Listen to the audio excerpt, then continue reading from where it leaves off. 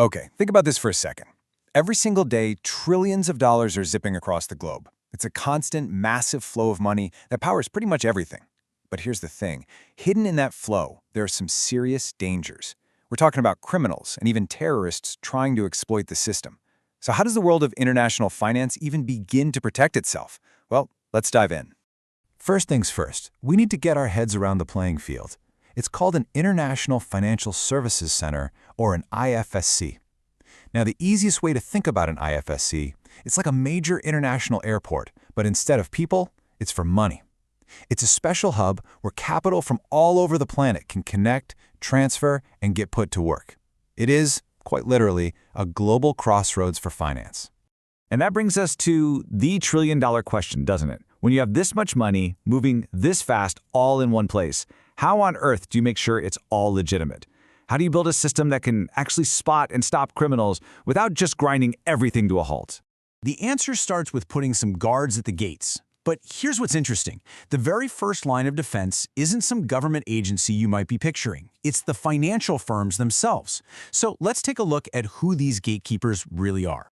The official name for these gatekeepers is a regulated entity. Basically, this is any financial firm, could be a bank, an investment fund, you name it, that's been given the official green light from the IFSCA to do business there. These are the folks right on the front lines, the ones responsible for policing this massive financial intersection. Right, so you've got these gatekeepers, but they can't just wing it. They have to follow a very specific set of rules, a playbook designed to protect the entire system from top to bottom. And here it is. This is the playbook we're unpacking today. The IFSCA's 2022 guidelines on anti-money laundering, counter-terrorist financing, and know your customer. It might look like just a document, but pretty much everything a firm needs to know to fight financial crime is laid out right here. Now, what's really crucial to understand here is that the responsibility starts at the absolute top. This isn't something that gets shoved off to a junior compliance team. The rules say every single firm has to create its own detailed policies. And, this is the big one, senior management is directly on the hook for making sure it all works. That's a huge deal. It takes compliance from being a back-office chore to a core leadership duty. So how does this all work in the real world? Well, it's not about just ticking a bunch of boxes on a form. The whole philosophy behind these rules is about a much smarter, more dynamic strategy. It's about getting these gatekeepers to stop thinking like clerks and start thinking like detectives. And this is the key difference, moving away from a rigid, rule-based system to a flexible, risk-based one. Here's an analogy. Imagine a security guard in a museum. A rule-based approach means they treat every single visitor exactly the same. But a risk-based approach? That means they're paying way more attention to the person acting weirdly next to the million-dollar painting than they are to the school group by the gift shop. You focus your energy where the risk is actually the highest. And to be clear, this isn't just a gut feeling. A risk assessment is a serious, structured process. It has to be objective, based on real data, and, importantly, it has to be reviewed and updated all the time.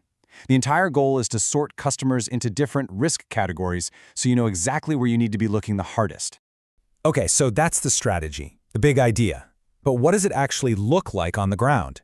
Let's talk about the specific things these financial gatekeepers have to do day in and day out to spot and report crime. This gets us to a really fundamental question. We hear the phrase suspicious transaction thrown around all the time, but what does that actually mean? What are the telltale signs that employees trained to hunt for? Well, the guidelines lay out some really clear red flags. Employees are trained to ask questions like, does this transaction make any business sense at all? Is it way more complicated than it needs to be for no good reason? Or, does it just feel off, raising that little alarm bell in your head that it could be tied to criminal money or even terrorism? These are the signals. So, an employee spots one of these red flags. What happens next? Well, they don't just pick up the phone and dial the authorities. Nope, there's a strict internal protocol. Their very first job is to immediately report everything they found, all the details, to a designated principal officer inside the company. This is a senior person whose whole job is to analyze these alerts.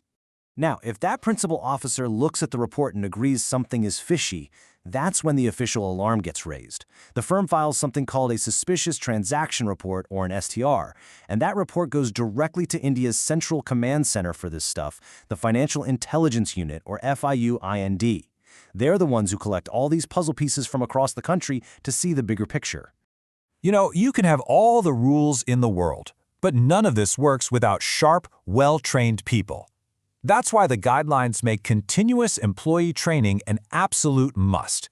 People have to know the laws, they have to recognize the latest tactics criminals are using, and they have to understand exactly what their role is in this whole chain of defense. Okay, so we've been pretty deep in the weeds with the rules and procedures. Let's pull back for a second and look at the big picture. Why does any of this really truly matter? Because at the end of the day, this whole framework is about something much bigger than just catching bad guys. It's about building and protecting trust. For a global financial hub to work, for the world to feel comfortable putting its money there, it has to know that the system is safe, stable, and clean. These rules are the absolute bedrock of that trust. And this isn't just a vague goal, it's an explicit commitment. This quote makes it crystal clear that the objective is to meet the highest global standards, specifically the ones set by the Financial Action Task Force, or FATF. Think of the FATF as the world's referee for anti-money laundering.